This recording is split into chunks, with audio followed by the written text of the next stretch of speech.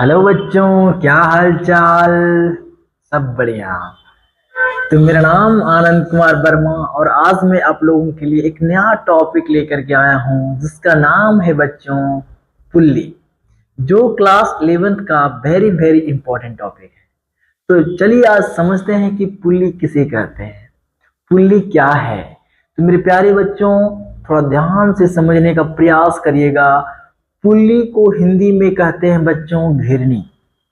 घिरनी एक mechanical device है जिसके मदद से हम लोग भारी से भारी वस्तु को आसानी से लिफ्ट कर सकते हैं, आसानी से उसे उठा सकते हैं।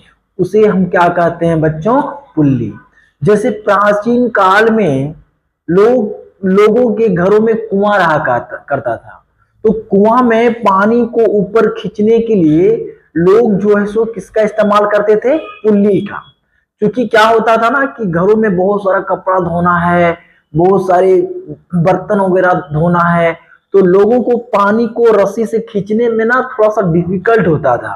तो थोड़ा सा लॉजिक लगाया और साइकिल का रिम को बना दिया पुल्ली। साइकिल का रिम को क्या बना दिया? पुल्ली। उसमें रस्सी को पहना करके, रस्सी और पुली को इस तरह से टांग करके, और लोग इस तरह से रस्सी पकड़ के क्या करते थे? पानी खींचा करते थे। तो इससे क्या होता था ना कि पानी को खींचने में क्या हो जाता था? आसान हो जाता था। पुली क्या है?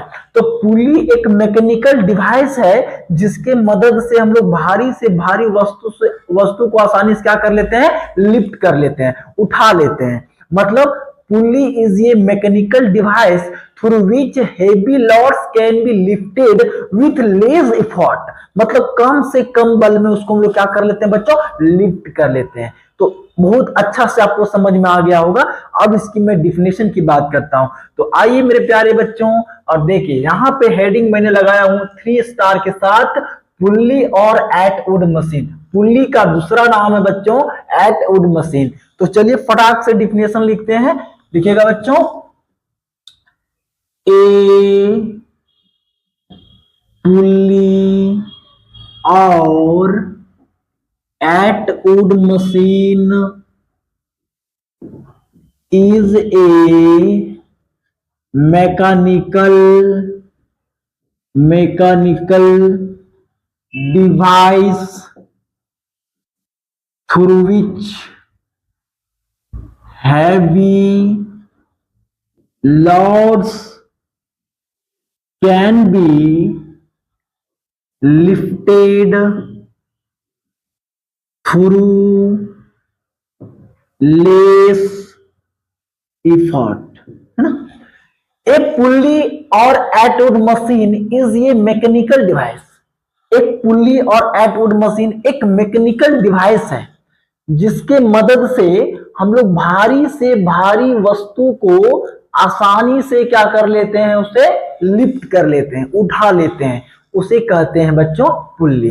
तो पुल्ली को अप्लाई करने के लिए कुछ कंडीशन होती है। लिखिएगा,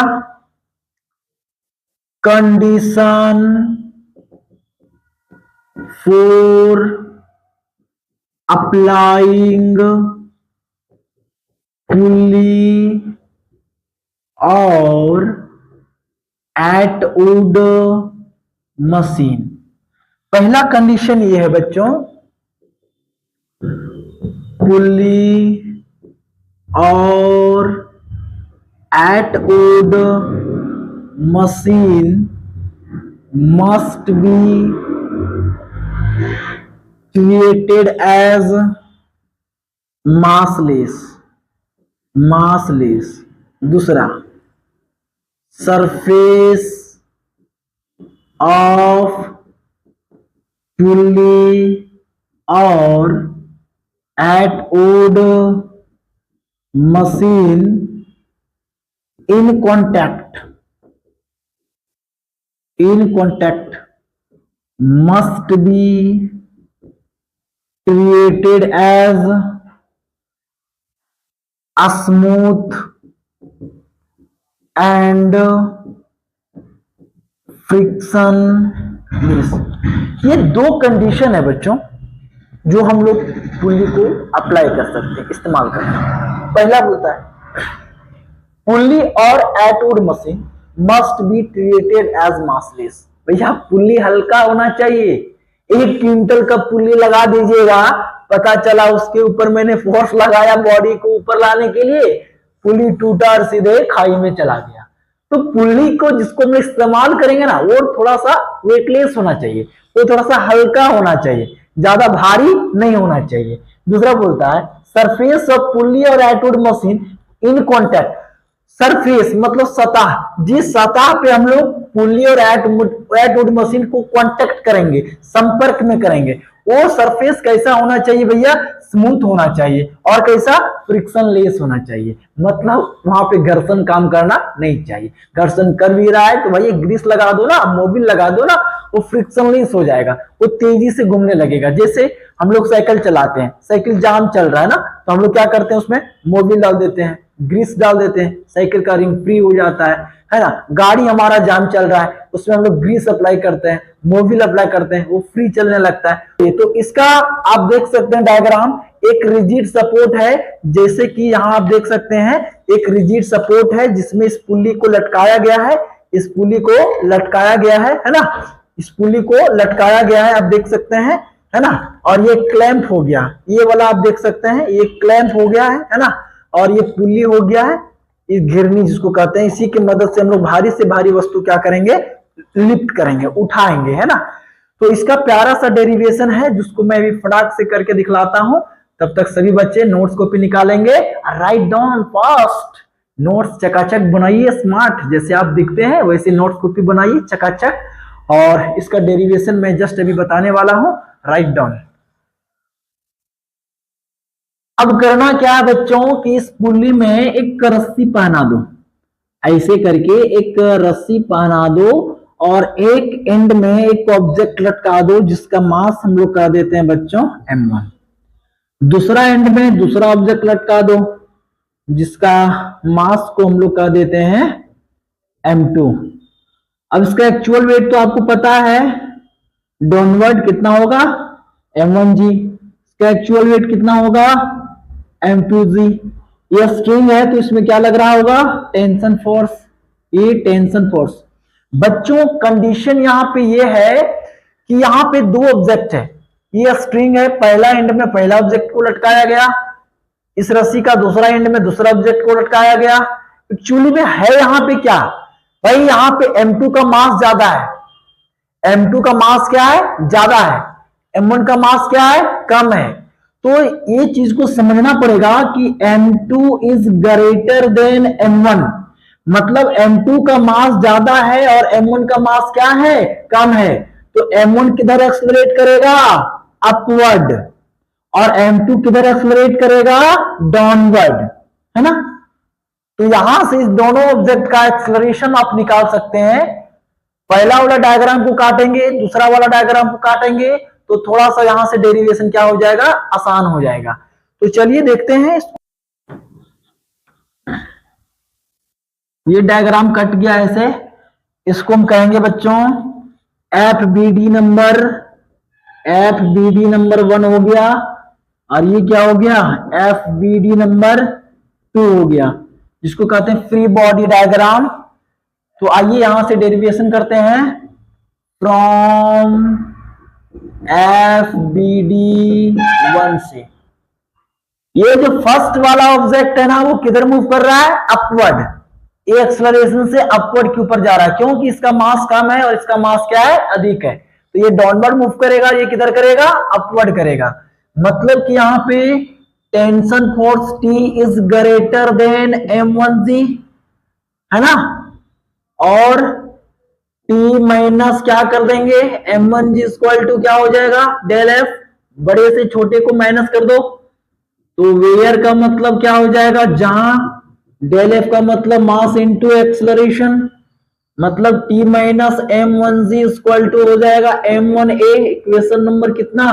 1। आ जाइए नेक्स्ट।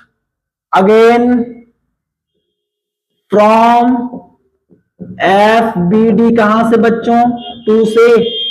2 से ध्यान दीजिएगा, बॉडी डाउनवर्ड की ओर मूव कर रहा है, डाउनवर्ड की ओर, मतलब m2 is greater than M2G is greater than क्या हो जाएगा, टेंशन फोर्स। यहां हो जाएगा M2G is greater than tension force, बड़े से छोटे को माइनस कर दीजिए तो M2G माइनस क्या हो जाएगा, T equal to del F. Where का मतलब जहां, डेल एफ का मतलब हो जाएगा बच्चों मास इनटू एक्सलरेशन, और M2G minus T equal to M2A। Equation number क्या हो जाएगा, 2। करना कुछ नहीं है, बस सिंपल सी बात है, आपको जोड़ घटाव कर देना है। Adding equation 1 and 2 we get, हम लोग प्राप्त करेंगे।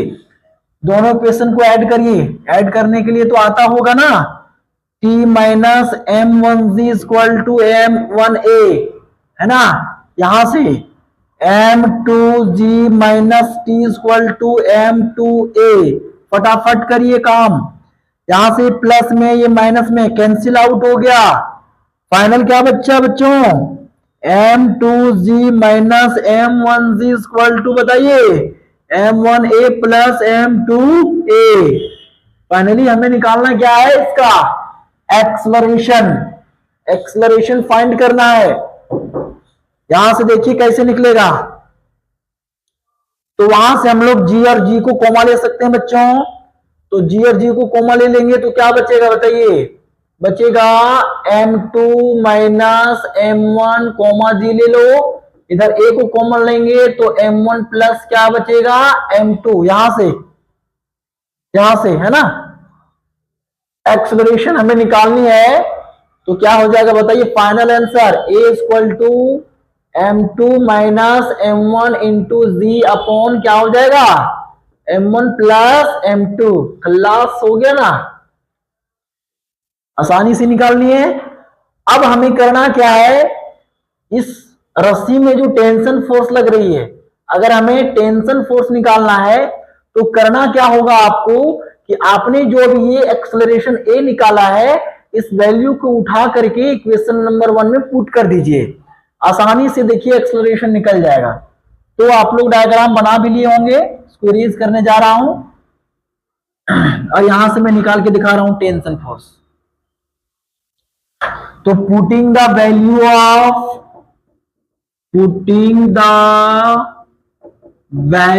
ऑफ ए इन इक्वेशन कहां पे बच्चों, 1 पे आ जाइए। T minus 1 M1G equal to M1A, है ना। तो A का वैल्यू यहां से उठाइए, आप पुटअप कर दीजिए, क्या हो जाएगा T minus M1G equal to M1 into में क्या हो जाएगा बताइए M2 माइनस M1G, ये तो भाई ब्रैकेट में ऐसे है, और यहां हो जाएगा M1 प्लस में M2, इसको जो इन दोनों से मल्टीप्लाई कर दीजिए, क्या हो जाएगा T minus M1G equal to M1 into M2, और G को भी मल्टीप्लाई साथ में कर दीजिए तो क्या हो जाएगा ध्यान दीजिएगा M1 इंटू M2 हो जाएगा, और इसको इससे मल्टीप्लाई करेंगे तो G हो जाएगा, माइनस माइनस M1 को मल्टीप्लाई करेंगे तो M1 का स्क्वायर हो जाएगा, G को इससे मल्टीप्लाई करेंगे तो G हो जाएगा, अपॉन में क्या हो जाएगा M1 प्लस में M2। टेंशन फोर्स निकालनी है मैं, ये माइनस में उधर जाएगा तो क्या होगा बच्चों प्लस में, तो हो जाएगा M1G plus M1 M2G minus M1 का होल स्क्वायर इंटू में G बट्टा में M1 प्लस क्या हो जाएगा M2। एलसीएम ले लीजिए तो हो जाएगी बच्चों, यहां से कहानी कर दीजिए, इसको हो जाएगा यहां से M1 प्लस M2, ये आके इससे मल्टीप्लाई हो जाएगा ना M1G, M1 प्लस में क्या हो जाएगा M2 plus M1 into M2G minus M1 का स्क्वायर इंटू में G, इसको इससे मल्टीप्लाई करिए दोनों से तो क्या होगा, इसको भी इरेज करना ही हो जाएगा। तो यहां से काम कर दीजिए, देखिए यहां से इसको मल्टीप्लाई करके मैं बता रहा हूं, M1G को M1 से मल्टीप्लाई करेंगे ना तो क्या हो जाएगा बताइए M1 स्क्वायर G होगा, इसको इससे मल्टीप्लाई करेंगे तो होगा ना, अब इसको इससे मल्टीप्लाई करिए तो क्या होगा प्लस M1 M2G होगा, भैया कहानी खत्म हो गया इसका, इस यहां पर आ जाइए। प्लस क्या है, m1 m2g minus m1 square जी अपॉन में क्या होगा, m1 प्लस में m2, ये दोनों कैंसिल आउट है ना। इसीलिए फाइनल आंसर जो आएगा वो क्या होगा बताइए, दोनों को ऐड करिए, 2m1 m2g अपॉन में m1 प्लस में m2। बच्चों ये फाइनल आंसर, टेंशन निकल चुका है। अगर वीडियो अच्छा लगे, थोड़ा सा लॉन्ग तो हुआ लेकिन आपको बेहतर समझ में आया होगा। अगर वीडियो अच्छा लगे तो चैनल को सब्सक्राइब जरूर करिएगा और लाइक और शेयर जरूर करिएगा, क्योंकि इस तरह का वीडियो आपको भी बेहतर समझ में आ जाए और अन्य बच्चे जो कहीं क्लास नहीं करते हैं उनको भी बेहतर समझने के लिए इस वीडियो को जरूर शेयर करिएगा। इतना इजी से इजी कॉन्सेप्ट में मैंने आपको बताया, जरूर शेयर करिएगा। Thank you.